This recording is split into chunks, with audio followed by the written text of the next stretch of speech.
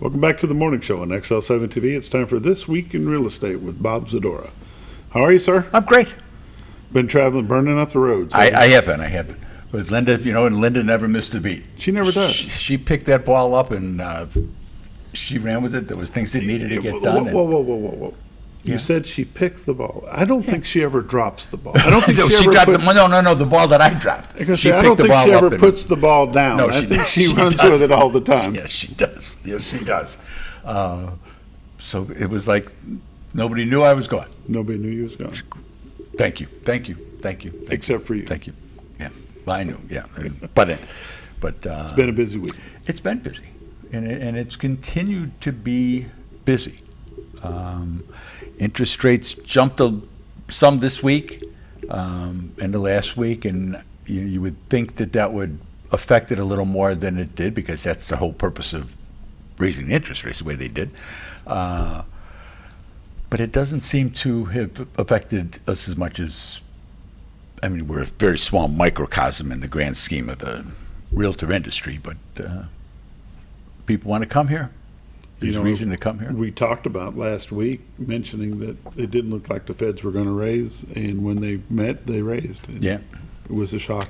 Yeah, and that quarter didn't make as much of a difference. The 10-year is what that's all based on, and for whatever reason, that jumped up as well.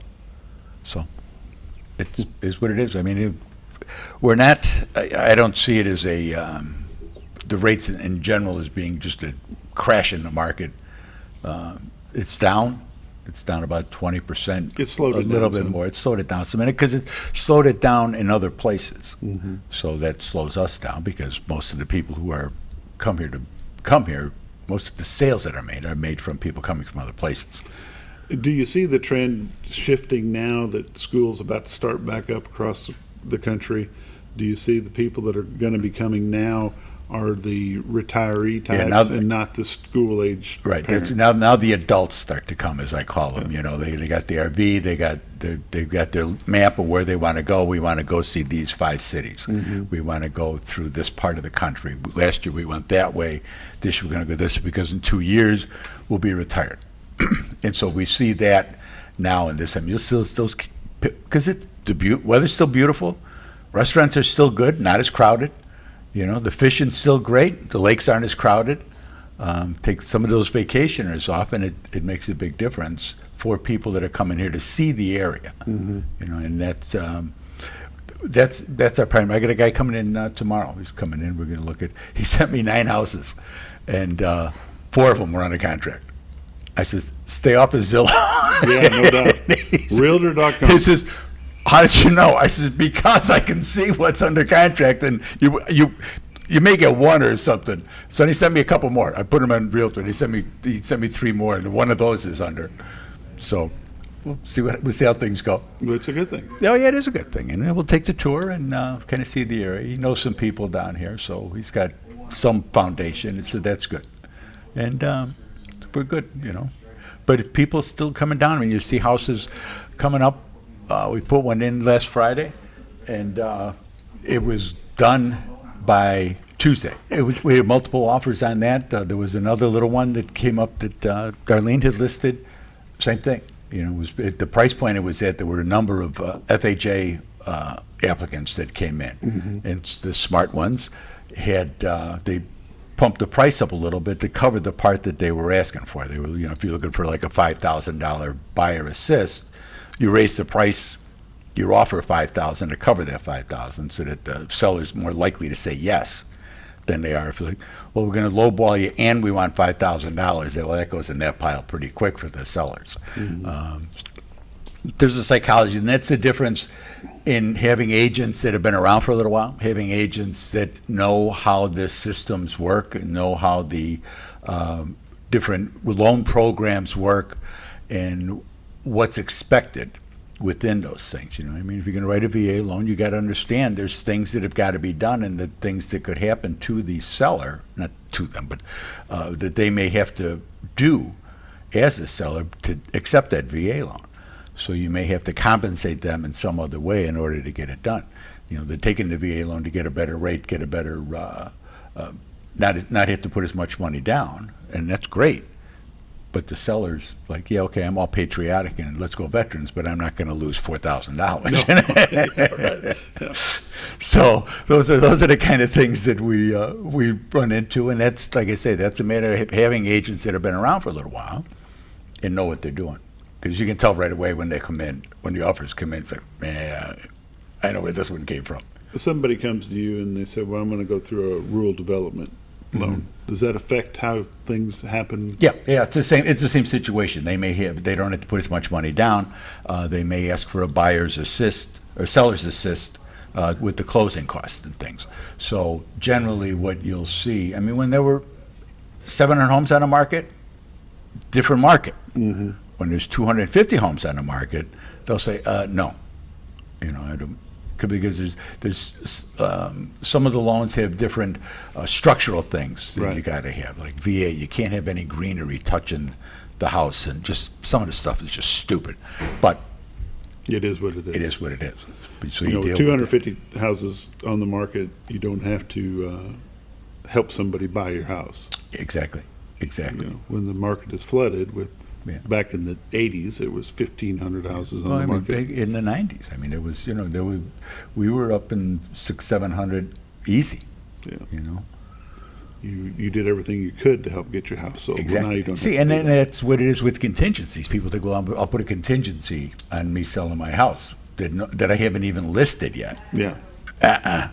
And those aren't Not going gonna to happen fly. at all. Not gonna, I mean, if you're looking at homes, especially if you're looking at homes here in the area, and you live here and you're trying to upsize, downsize, whatever the case may be, have us out. Let us take a look. This is where the house is going to sell at, and so you know that you're in the right thing. Go get pre-approved by a bank for the difference. Go get pre-approved, and maybe you go to the bank and you can borrow against funds that you have in there. I mean, there's different things that you can do, but at least have that done so that if you put an offer in, we can boom list it and move on. And then most sellers would prefer to see stuff that's under contract, that we're going to close on August 29th, and we're looking at, while you're looking at houses. But even if it's listed and you can kind of tell them, look, this house is in this area, it's listed for this amount, this is going to go pretty quick, Right. they're more apt to take those kind of offers. And to that note, be prepared. Oh, be yeah, prepared for it to and sell. that is being prepared. I mean, if you're going someplace else, you should be up there. What's Plan B? You need to know where it is you're going to go and how you're going to get there. You need Oh, I to got know. a contract on my house. I guess I better go look for a new one. Those days are over. Yeah, it is. It is, because you don't know. You get up to Cleveland, and their market's the same, but all these markets are tight, So it's kind of hard. So you may get up there and find that there's nothing there for you to buy.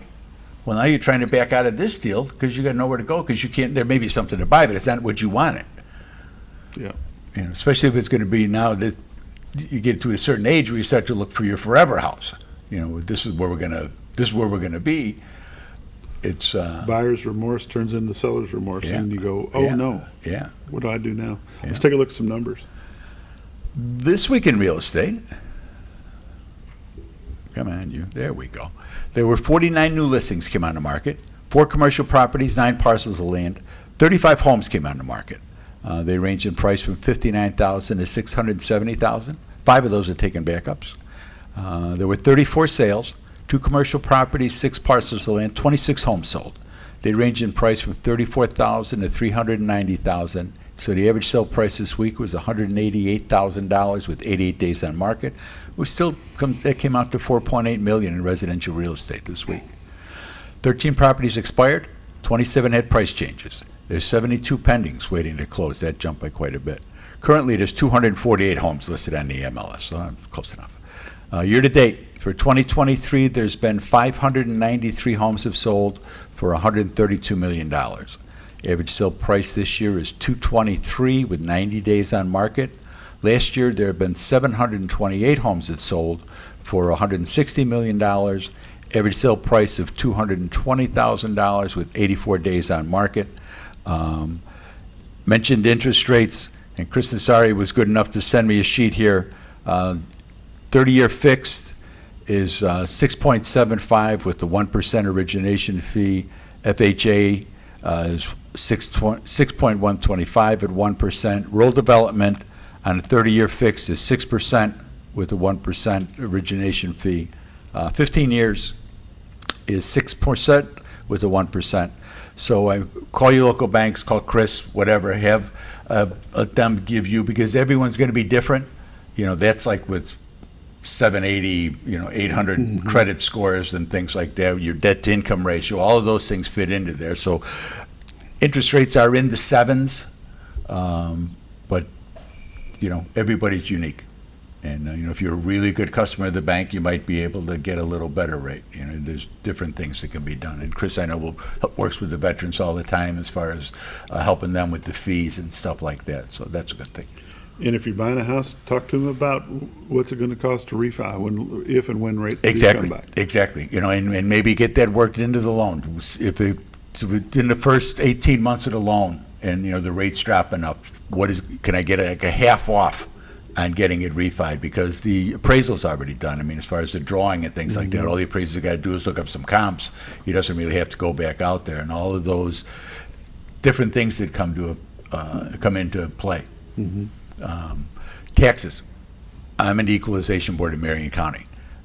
All the Equalization Boards statewide had their organizational meeting yesterday. So if you're thinking that your taxes aren't right, which everybody thinks they're not right, but call your local assessor and talk to them and see if they can do something for you. Explain what it is. They'll do whatever they can do to help you on their phone. They don't want you to have to come in. If you can help it, they can help it. Everybody's happier. And if not, make an appointment and sit in front of the board and see how things go.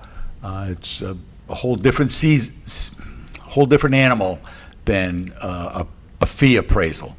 These are large appraisals of large areas and large tracts of land, so it's a little different. Just something to keep in mind. Who makes up that equalization board? I'm not sure. I wasn't there yesterday. I was driving. I think I'm the chairman because I was, For the Marion one County. that was not there. But it's realtors and what kind of people make up that board? There's a representative for I'm on as the school representative for Marion County. The schools, the county gets one, the judge gets one. Ask me next week. I'll Okay. have them all. I'll have a Right. breakdown. I'll have a better breakdown of how that all goes and what People to do. understand how that works because it's a little Yeah. bit different here. But Yeah, because we're all, and we all, it's just, we represent the interest of the schools and, whatever the case may be. They don't pay us, and it all comes out of county funds. when they have till October 1st to, They hit, no. the they have deadline to- is October deadline 1st. is- for the, No, don't. is The that- deadline, you got to be signed up by the end of August, right. not October 1st. But October 1st ends, what I was getting at. Is Well, we it should ends end, they should all be done by then. Right, that's what I was getting at. Because your taxes are due by then as Right. well. Because I think the 21st of August is the deadline to get your hearing set. Right. And then they'll hear those till October 1st. And we've been known to go over, and Baxter, when I was on it here in Baxter as well, and we had some interesting reappraisal years, so it can get long. How often do they do those reappraisals? Now they're doing them every 3 years. Every 3? Yeah, and they kind of balanced them all out throughout the state, because some were on a 2-year cycle because they were going so fast, and some weren't doing anything. Some of these local, some of these Delta counties, nothing really changes. It's farms and stuff, and those are all set. There's nothing to challenge on those. How did they get you? Call Linda.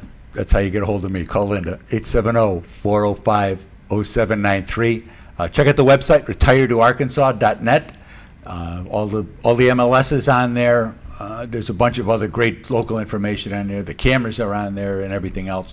Best thing to do is to call her, text her. She doesn't answer because she's on the phone.